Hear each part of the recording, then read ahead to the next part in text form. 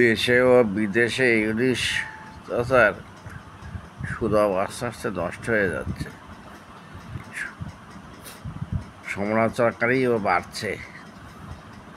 শেষ পর্যন্ত এনার কপালে যে কি আছে তা বলা মুশকিল। আমি আগেই বলছি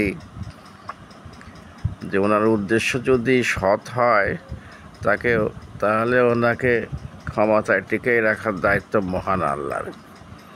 আর ওনার উদ্দেশ্য যদি অসৎ হয় তাহলে ওনাকে টেনে হিঁচড়ে অপমান করে ক্ষমতা থেকে দিচ্ছে দাবায় দেওয়ার দায়িত্ব আল্লাহর। আর আমি কিছু বেশি বলবো না।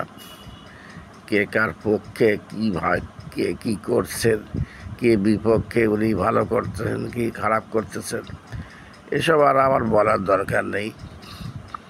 শুধু ওইটুকুই আমার বলা, উনি ভালো কাজ করলে ক্ষমতায় আল্লাহ রাখবেন, আর যদি বদ্ধ কাজ করেন, ওনার ভিতরে কোনো অসৎ উদ্দেশ্য থাকে, ঘাপলাবাজি, স্বৈরাচারী, বদমাইশি, ডিক্টেটরশিপ,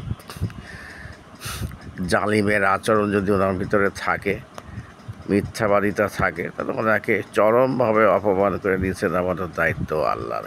এটা লিখে রাখেন।